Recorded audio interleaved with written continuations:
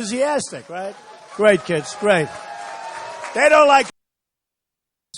Tom Brady's a friend of mine.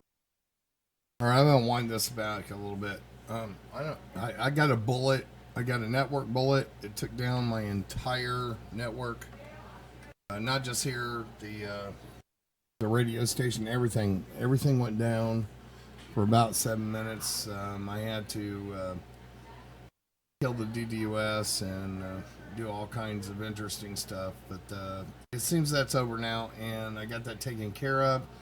I climbed back. I'm going to climb back in this video 11 minutes, and then we'll pick it up there and see where we go from there. And then I got to go deal with some other stuff. So anyway, back to live. But you know, it's a simple. It is. It's a simple, beautiful theme. Make America great again. We have so many problems. We're doing so poorly, far worse than you understand. And in Wisconsin, you know, I know the numbers. The governor gave me a plaque a year ago when he thought I liked him, and I do. He's a nice person. He came up to my office. He gave me a plaque. I bet he wished he had that one to do over again, right? I think I'll have to show that plaque before I leave, right? I keep saying, no, let's not bring it. I should have brought it for this group. But I'll do it somewhere before the time I leave. I'm going to be here right till the end. We're going to be here right till election. And I think it's going to be an amazing couple of days. And I can tell you, I think we're going to win. I really do. I think we're going to win.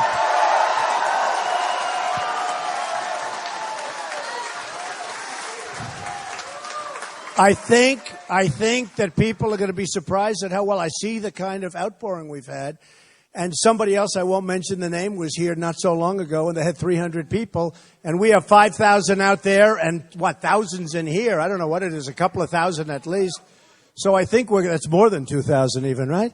So I think we're going to win, and I think we're going to win maybe substantially. But let's just see what happens. But I know one thing. We're going to do well. But, well doesn't mean anything, right? You know Vince Lombardi, right? Did you ever hear of a man named Vince Lombardi? Huh? In this neck of the woods, did you ever hear the great Vince Lombardi? So you know what? Okay, what did he say about winning? Right? Right. He knows. He's a fan. I met Vince Lombardi once. I mean, a number of times, but I met him once. And he was with three of his players. I was a very young guy. It was at a restaurant. And these three players were tough cookies. I better not mention their names, and two of them are friends of mine. And they played for your team. And I'll tell you, they were great players. And Vince Lombardi was not a big guy. And he walked in and he was angry. And he was just so angry, you could see. And he came over to the table and he saw these three big guys. They were like twice his size. They could have swatted him. And he looked at him. I won't tell you what he did because he actually grabbed one by the shirt, but I won't say that. See, today you're not allowed to do that, right? And then he left. He gave him a little bit of a earful. And then he left. And I want to tell you, this big, strong friend of mine who weighed like 250 then, which 250 then is big. That's like 310 now, right? This was a long time ago. And he left, stormed out. And this guy was sitting here shaking. And I said, I said to myself, the reason that Vince was able, and I had a great respect for him as a coach, and I love Bill Belichick. There are certain people you have to respect as coaches, right? They have to respect. And I said it at one of my other meetings. Tom Brady's a friend of mine. He thinks your quarterback is great. Okay? Nice, right? Do you think he's great too? You think your quarterback is great, right? Or Tom told me that. So I think that's a nice thing to say. But Vince Lombardi, the reason he got away with it is winning. He won. If he didn't win, he couldn't get away with it. If he didn't win, he wouldn't be able to get that kind of almost fear, but respect, but fear from big, strong, powerful players. But he won. By that time, he had won many times. And the respect that they had for him was incredible. Now, we don't win.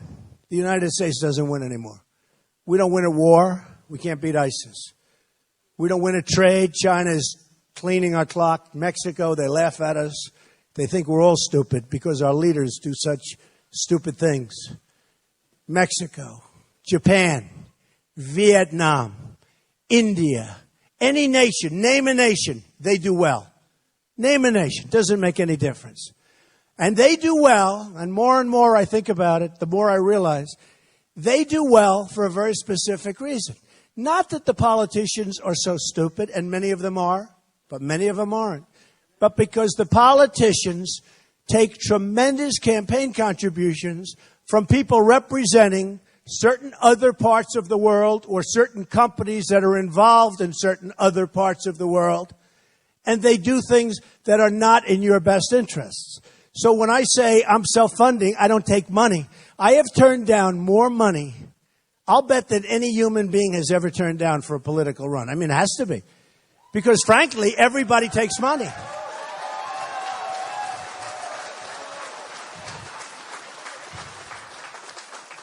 And when you think of it, not a big deal, because everybody takes money. For years, probably, I don't know, I may be wrong about this. I would say the only one would be Ross Perot, right? Many years ago. That was a long time ago.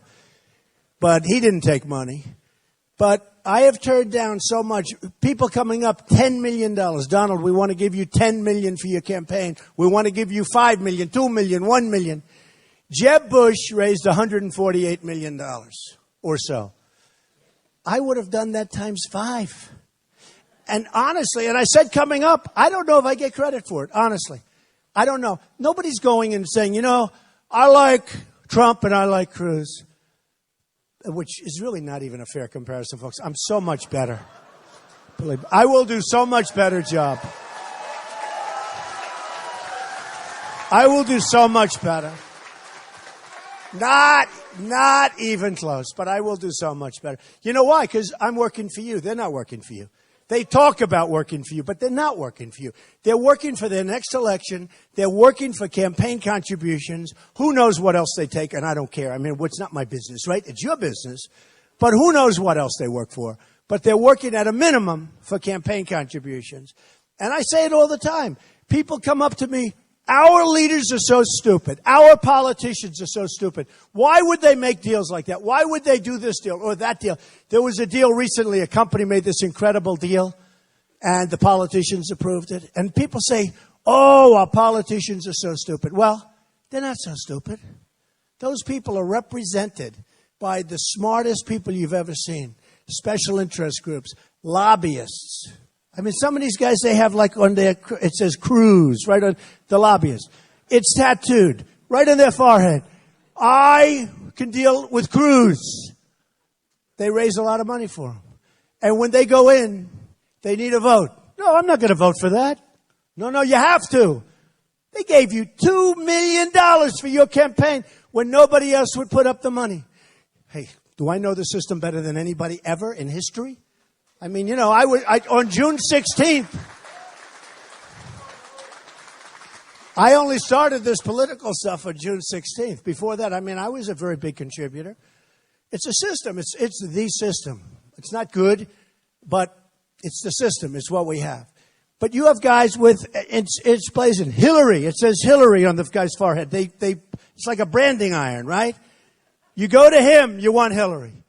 You go to another guy if you want Kasich. You go to another guy if you want Cruz. By the way, 100%. 100%. Now, they won't always get what they want. Maybe only 90%. You know, there's some things you can't do. But they get what they want a lot. They're tremendous professionals. So what they do is they're very good at it.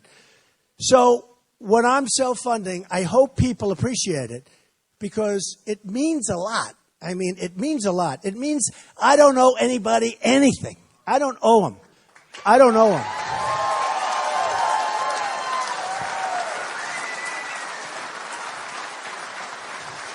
And I said on the way up, you know, so far I've invested $35 million, maybe 40, I don't know, something like that. My money. My money. And you know what? It has no impact on me, which is lucky. I built a great company. By the way, you saw I filed. I built an amazing company, tremendous cash flow, some of the greatest assets in the world, worth over $10 billion. And I started with really just a very, very small loan and built a great company, some of the great assets, tremendously low debt. And the reason I tell you that is that's the kind of thinking we need in our country to solve many of our problems. Many.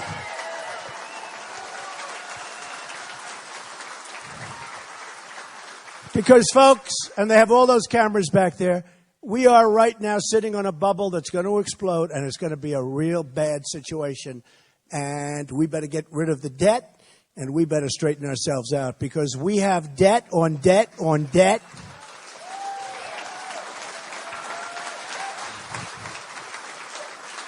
And one of the things, we're going to talk about a few of those things because it affects you very much. And I know you have a lot of small business owners here, probably a couple of big business owners here. But we have to get rid of it. We're going to start with Obamacare, too. Obamacare is a killer for you and for the country. It's a killer. Obamacare is too expensive for the country to afford, and it doesn't work. By the way, for you, it doesn't work. For anybody. You go 45, 55% increases this year.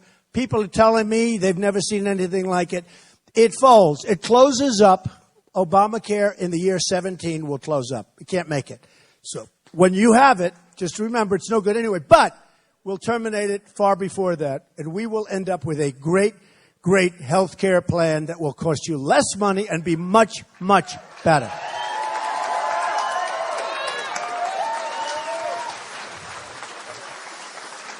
I love these young kids. Look at these beautiful kids. They're going crazy. They're clapping about Obamacare. They don't know what Obamacare is, but hopefully they won't need any health care for 40 years, okay? So, but they're still very enthusiastic, right? Great kids, great.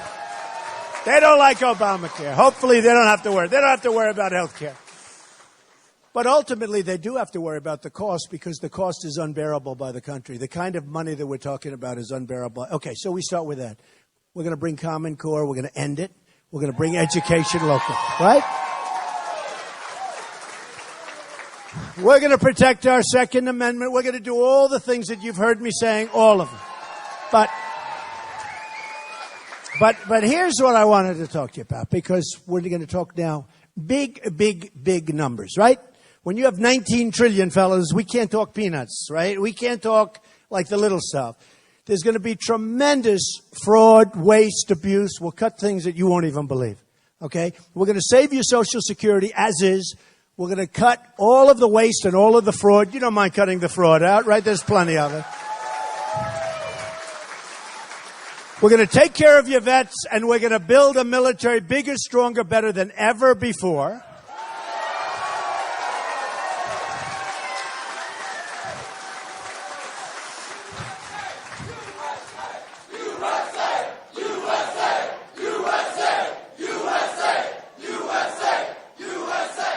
Beautiful.